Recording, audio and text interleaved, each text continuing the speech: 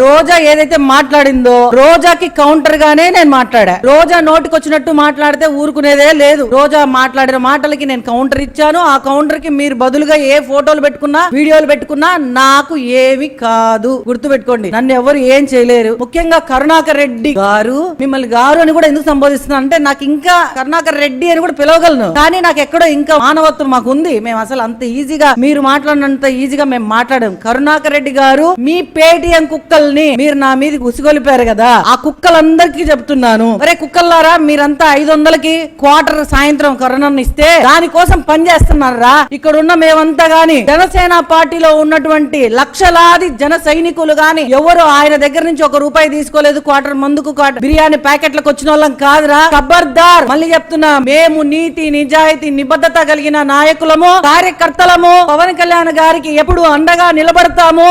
పవన్ కళ్యాణ్ గారు, మీరు అనుకుంటున్నారు సుభాష్ ని వీడియోలు పెడితే, సుభాష్ ని ఏదో పెడితే నాకు ఏమి ఫరక్ పడదు. గుర్తు పెట్టుకోండి. ఖబర్దార్ చెప్తున్నా, మళ్ళా మీరు నోరు అదుపులో పెట్టుకుంటే నేను అదుపులో పెట్టుకుంటా, మీరు మర్యాద ఇస్తే నేను మర్యాద ఇస్తా. కాబట్టి నోరు అదుపులో పెట్టుకొని మాట్లాడండి.